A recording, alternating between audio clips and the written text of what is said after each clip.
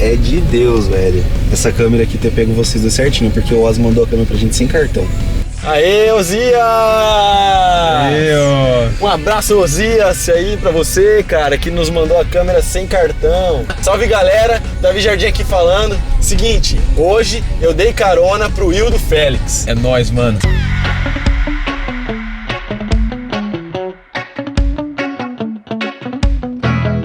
Pô, Hildo, mó prazer aí te receber aqui, cara. Prazer Tamo meu. junto mesmo, cara. Receber na nossa City aí. Primeira vez que você vem pra Marília, segunda já, Segunda. né? Segunda vez, Mas cara. eu gosto da região. Que legal, velho. Minha família é toda de Lins, né? Então, Sua família é de Lins aqui? meus avós. Pô, que legal, velho. Vai pregar na conferência Reavivamente hoje, né, cara? Você tá vendo esse vídeo, já foi a conferência. Se você não estava presente, perdeu. Se você estava presente, deixa aí no comentário se você achou da hora, como que foi. Você vai pregar hoje à noite, cara? Como que tá a sua expectativa aí? A expectativa é sempre alta, né? Porque quando você vai para trazer algo para a igreja, para alimentar a igreja, é um desafio você trazer a palavra que Deus quer que você traga, né? Tem muita coisa que a gente não podemos falar. Hoje eu acho que a mesa, ela tá farta.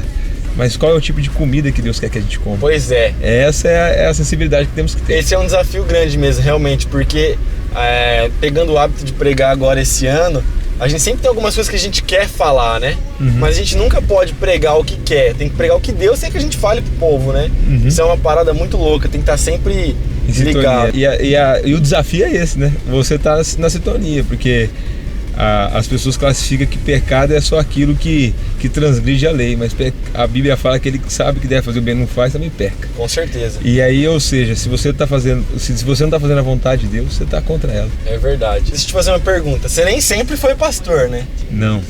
Como é que- Nunca quis ser pastor, na verdade. E aí, como é que é essa história aí, que você nunca quis ser pastor e agora tá pastoreando? Cara, a minha história, antes ou depois de Cristo. Conta um pouquinho antes e bastante depois. Então vamos lá.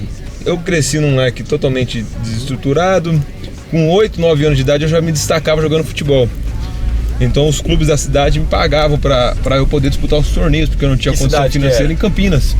Então os clubes tradicionais que a gente tem lá, Regatas, Bonfim, eu não tinha condição de ser sócio dos clubes, mas os clubes me pagavam, davam títulos e pagavam para eu ir jogar bola. Então eu comecei a jogar bola ali desde quando tempo por gente. Com 10 para 11 anos eu já estava na Ponte Preta. E lá eu fiquei. Só que meus valores foram na rua. Então eu cresci na rua, brigando, fazendo um monte de coisa certa, errada, a maioria das vezes errada. E com 19 anos eu conheci Deus, numa reunião de atletas de Cristo. E foi algo que impactou minha vida. Eu fiquei 2 anos chorando, chorava muito. Parecia que era um tempo de cura. E logo nos clubes que eu comecei a passar, eu comecei a montar reuniões de atletas de Cristo, porque eu replicava aquilo que eu aprendi. Legal. Eu não sabia pregar, não sabia nada, eu pegava um estudo e copiava o estudo, relia o estudo, na verdade, na célula. Eu vi que funcionava, as pessoas se convertiam. Legal. E aí o presidente do clube converteu, onde eu passei, muita gente se converteu. E aí a paixão veio vindo. Eu parei de jogar bola com 25 anos, mas eu sempre liderei jovem. Eu já com 26 eu já era gerente de uma empresa, trabalhava com representação. E há 3 para 4 anos atrás, eu pastoreando, cuidando da empresa, mas o Senhor já vem me mastigando, apertando, eu larguei tudo e vai fazer 4 anos hoje que eu vivo 100% para a obra. Qual que é a tua igreja lá? Hoje é a Igreja do Nazareno Central, é a única igreja que eu conheço lá. Massa. Faz 16 anos que eu tô nela. Eu me converti lá, conheci minha esposa lá, Deus me deu uma família lá, e é lá que eu tô. Você casou tem quanto tempo? Hoje, esse ano, eu vou fazer 9 anos de casado, cara. Deus é bom, cara. Deus é bom mesmo, cara. Deus Eu é orei bom muito demais. e continuo orando pra minha esposa ficar com os olhos fechados. Se ela abrir, ela não vai Se ficar ela loucura. abrir, que já ela viu. era, cara. Já era. Meu Deus do céu. Eu orei muito, ela orou pouco. Eu vou fazer o quê, tá né? certo, ela orou É privilégio pouco, de quem cara. ora, né? Exatamente, Deus honra quem tá orando mais. Galera, ontem a gente tava no primeiro dia de conferência sentado, eu, pastor Hildo, Theo Hayashi, meu pai, pastor Danilo, cara. E aí a gente começou a trocar ideia, trocar figurinha. Eu e o Hildão, a gente mais calado, mais na nossa, e o pastor Domingos só derramando, cara. E aí pra mim é um privilégio poder ser pastoreado e ser filho, porque a gente aprende muito, assim, a questão do ministério, de serviço. Pra mim, eu sou muito grato a Deus, cara, muito grato a Deus mesmo, sabe? E esse tipo de conversa ontem, cara, que louco. Quando que eu ia imaginar que isso ia estar Eu chamo isso de tempo ouro. A gente ficou quase 3 horas ontem. Eu vou falar o quê? O pastor Domingos falando, no pé de Gamaliel, só aprendendo começa. Só bebendo da fonte. Falar o quê? Né? Ficar quietinho e só ouvir. E aprender. Depois disso eu não sei nem o que vou pregar. Agora deixa eu te perguntar uma parada, cara. A gente fala muito sobre avivamento. Hoje isso é uma tag muito alta. Todo mundo fala avivamento. Avivamento no Brasil, é o tempo do Brasil. E o que você tem a me dizer sobre isso? O que você acha sobre avivamento no Brasil? Qual que você acha que é o momento no Brasil, principalmente nos jovens e adolescentes? Como eu não tenho tradição cristã na minha família, então você vai ver que os tradicionais, que são pessoas que têm histórias na igreja e viveu momentos da igreja, têm a expectativa dessa nova onda de avivamento. Mas eu acredito que hoje há uma separação tão distante de Deus e uma imoralidade tão grande que, para mim, eu acho que o grande avivamento é trazer de volta a igreja para o centro. Esse ano nós completamos 500 anos da reforma. E se você pegar um adolescente hoje, ele não sabe nem o que é culto. Não sabe a reforma, você não conhece um reformador, não sabe. É como se você tivesse que reevangelizar a igreja. Então eu acredito que Deus ele vai trazer algo constrangedor para a igreja, mas nós, como os líderes, temos que estar preparados para ensinar a igreja. Isso aí que você falou é verdade. A igreja é um campo missionário hoje, eu acredito, para nós, assim. Eu acho que muita gente está dentro da igreja, escuta o evangelho, frequenta lá os cultos de domingo e tal, mas às vezes não é nem convertido ainda. Exato. Não sabe das coisas básicas, cara. História da igreja, não conhece nada, não sabe quem foi Moisés, cara, não sabe quem foi Elias, Eliseu. E não conhece os pais da igreja. Aí fica naquela coisa muito falada, mas pouco vivida. E aí você vê assim, hoje você vê a gente, não pode beijar é pecado. Não, mas o cara não sabe nem o que é pecado. Como você vai falar pra ele o que é pecado? E ele não sabe nem quem Deus é. Então eu acho que a gente tem que voltar para a essência, que é o começo de tudo. É mostrar Jesus. Então o maior desafio hoje é você tirar aquela coisa de dependência. Então, qual que é a dependência? O cara vem perguntar pra mim o que eu acho das escolhas dele. Aí eu dou uma decisão, eu falo pra ele fazer isso, ele faz. Se der errado, ele fala, foi o pastor que falou. E ele não assume o papel da vida dele. Então, eu acredito que ele tem que aprender a tomar as decisões dele. Transfere a responsabilidade. Exato. É uma transferência de responsabilidade. Sempre ou é Deus ou é o diabo. Ele não tem responsabilidade nenhuma. Uma vez o cara chegou na igreja, foi muito engraçado. Esse meu pastor é muito figura. Aí o cara falou, pastor, o diabo tá furioso comigo, tem um devorador, gastando tudo que é dinheiro, um dinheiro não dá em casa. Eu falei, traz a fatura do seu cartão de crédito aqui pra mim. Aí tava a fatura, shopping mais shopping. Ele falou, esse aqui foi o diabo? Foi você. Esse aqui foi o diabo? Foi você. Sabe quem é o devorador na sua casa? É você. Você é o demônio na sua casa. Aí o cara, o pastor, é isso aí. O diabo não roubou o cartão de crédito do cara. Exato. Então você vê a distância, e aí a gente coloca culpa em Deus, e Deus não tem nada a ver com isso. Então é essa coisa que a gente tem que começar a ensinar pra molecada. Isso aí que você falou é muito verdade. E às vezes também uma coisa que eu sinto trabalhando com o Ministério de Adolescentes, queria que você falasse um pouco sobre isso. Como que faz? O que você acha que a gente tem que fazer, passar pra eles, pro adolescente cada vez mais se sentir parte da igreja? Porque às vezes parece que ele é uma parada tipo assim, ele mas não é. Tem o trampo do adolescente, tem o ministério e tal, mas parece que não é nem dos jovens, não é mais criança, parece que fica uma parada solta. Como você faz pro adolescente comprar mesmo? Fala assim, não, eu sou igreja, eu sou parte da igreja, eu tenho um chamado. Duas coisas. Uma coisa que eu tenho amado e estou nesse exato momento desenvolvendo um projeto para os adolescentes da cidade de Campinas.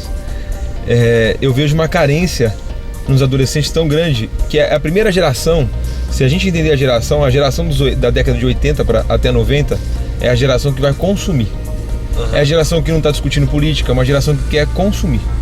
Essa geração de 90 para cima é uma geração que quer discutir. Então eles estão discutindo política, eles estão discutindo por quê. Ele quer saber o porquê. Por que eu tenho que fazer isso? São as gerações que questionam. Exato. Olhando para esse lado, e ninguém está dando respostas. Duas coisas que nós precisamos fazer como líder de adolescente. Primeiro, fazer os adolescentes se apaixonar por Jesus. Primeira coisa. E a segunda coisa é fazer eles pôr em prática. Na escola, orar com pessoas na escola, estar curtindo na escola e fazer evangelismo, escrever uma carta, ir para as praças, falar, porque adolescente tem força. Adolescente, o mesmo dinheiro que eu invisto em missões, você tem chamado para ser um economista, eu vou investir em você para ser um economista de ponta, para lá na frente você poder dirigir um banco, dirigir uma empresa ou dirigir nosso país, para manifestar a glória de Deus sem dizer que é para Deus. Isso daí é uma questão também que eu acho, sabe? A gente que vive nessa realidade de igreja, sempre tem um ou outro que acaba se destacando na igreja. O cara às vezes é um líder de célula, ele se destaca como líder de célula. Às vezes é um cara que fala melhor, se comunica, às vezes muito inteligente, estuda muito. Enfim, sempre tem alguns que se destacam, isso é natural. Só que nessa cultura gospel, evangeliquez, sabe o que a gente faz? Pensa que todo mundo tem chamado pra ser pastor. Qualquer um que se destaca, a gente fala assim, esse cara aí vai ser pastor, esse cara aí vai ser pastor, esse cara aí vai ser pastor. E às vezes esse destaque, esse talento que Deus dá pra ele, nem é pra ele ser pastor. É para ser pastor no mercado de trabalho. Então a gente classifica, a gente reduz o jovem da seguinte forma: cantar, tocar ou pregar. Se ele não toca, ele não canta, ele não prega, ele não serve. Ele tá no secular. Exatamente. Você trampa no ministério, você trampa no secular. Exato. Eu sempre classifico, e eu gosto dessa classificação, quem uma vez falou isso pra mim foi o Marcos Almeida, do Palavra Antiga. Ele falou assim, nós podemos imaginar a igreja, imaginar o mundo como um campo de futebol.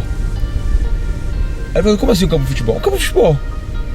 O cara entra no vestiário, ele lava, toma banho, troca suas vestes, ele ganha instrução, mas ele atua no campo. O problema é que todo mundo quer atuar dentro do vestiário, mas no vestiário não cabe todo mundo.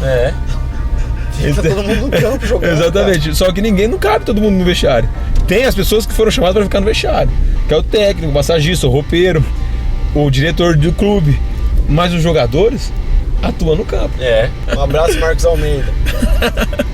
Um dia você vai ver esse vídeo, brother. Meu irmão, te amo, hein, velho. Você é amigo dele? Muito meu amigo. Você curte Palavra Antiga? Curto, cara. Da hora o som dos caras, pra frente. É uma música que toca a sociedade. Ele tá de carreira solo agora. Agora tá. E aí, como é que tá essa parada aí? Você cara, acompanha o trampo dele? Eu levei ele lá pra falar o culto cultura, né? Ele vai pro teatro e ele faz um culto, toca tipo meio MPB com letras cristãs, mas não com evangeliquez. E aí a galera gosta, se apaixona e no final pergunta, curte? A gente precisa disso, sabia? É. O problema é que às vezes é o que eu tô falando da formatação da mente, né? A galera que tá participando da conferência agora Reavivamente vai aprender bastante sobre isso. Às vezes a gente, nessa cultura do gospel, da igreja, fica com a mente formatada e o cara só aprende a fazer o mesmo tipo de música. Surge um cara tipo Marcos Almeida, que na época da banda fazia um som que ninguém fazia, aí às vezes era até mal visto. Sim. Essa música não dá pra tocar na igreja, essa música não dá pra tocar. No máximo você toca aí num culto que não tá sendo transmitido e tal, senão isso aí dá... Cara, eu acho que tem nada a ver, As músicas dele não é pra tocar na igreja. Não é música de celebração.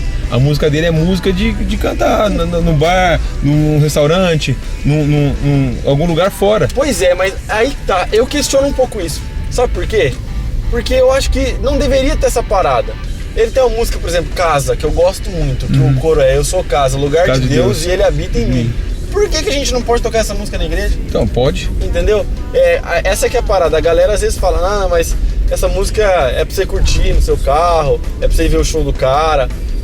Meu, pra mim essa música, Eu Sou Casa, lugar de Deus. Você está declarando que Deus habita em mim, Deus preferiu habitar em mim ao invés de em templos. Cara, isso é muito louco. Sim. E outra coisa, o que você tem que fazer de distinção é o seguinte: se você está numa igreja que ela é mais tradicional, você tem que respeitar a tradição da igreja. Tudo bem aí, Canhaca? Você canta as músicas, os hinos, legal. Mas se você consegue pôr músicas modernas, coloque. Só respeite. Tem que ver a realidade da igreja. Acabou. Porque senão a gente também às vezes quer provocar algo. E se não tem liberdade, melhor não fazer. Isso aí é verdade. Pra não arrumar problema. Mas eu vejo isso. E o adolescente, ele precisa sair dessa casa e começar a fazer a obra. Eu lembro que a gente começou pra Porta das Baladas fazer evangelismo, por causa de uma morte de um rapaz da igreja lá, um filho do presbítero da igreja morreu queimado num carro voltando da balada. Meu Deus. Aí eu falei, cara, eu tô fazendo o que aqui dentro? Eu fico fazendo culto pra crente, reinventando coisas pra crente. Eu preciso ir pra Porta das Baladas, começando pra Porta das Baladas. E orar com o pessoal na fila da balada. A gente levava flor, seu pai te mandou entregar. Meu pai, eu sou amigo do seu pai. Você conhece meu pai? Eu falei, sou íntimo dele. Como assim? Quem é meu pai então? É Deus, mandou entregar. Eu sou pecadora, já orava por ela, orava por um, orava por outro, as meninas choraram na porta da balada e ia embora pra casa. Tava na fila pra entrar e tchau. Desistia. Aí eu comecei a levar a molecada. É um trabalho paliativo, mas a molecada começou a ir. Poxa, pastor, não sabia que eu tinha essa autoridade pra orar. Falei, você tem. Uma vez ele colocou um negócio de maquiagem, Falou assim, retoque sua maquiagem. A menina sentava, retoca a maquiagem, a menina falava assim, você é a imagem e semelhança de Deus, tá parecendo Deus? Não, então tá, a menina chorava. Então a gente foi usando formas para que esses jovens, esses adolescentes, se sentissem usados por Deus. E eles começaram a ver que como eles eram importantes. E eles foram se apaixonando. Hoje a gente tem um ministério lá que saiu mais de 150 pessoas para as baladas da cidade. Que louco. Fazendo a diferença. E começou assim, do nada, estamos em 2 e de repente estamos em 150. Que da hora. E hoje segue, eu já formei o líder e eles estão lá trabalhando. Eu não tenho mais tempo porque eu já tô meio ficando mais velho, Mas sabe? é tudo parte da igreja esse ministério aí. E tudo é Aí igreja. ganha a galera e leva pra Tudo igreja, é igreja. consolida na igreja. Opa, Isso é muito pega louco. telefone, liga, marca uma conversa no shopping, vai tomar um café, traz para um grupo pequeno e depois pra igreja. Muito louco. Isso funciona muito, cara. Muito mesmo. Porque eu já fiz muito evangelismo de rua, sabe, Hildão? Uhum. Eu fui da Jocum, do Kings Kids, né? Desde que eu tinha 11 anos até 18, dançava? 19. Cara, eu dancei quando eu era mais moleque. Você dançava bem? Não. Não dançava bem. Mas a minha parada é a música, né? música, é. Então quando eu fiz 13 anos, eu comecei a ir no Musicamp. Então eu tocava, 13, 14 anos, assim.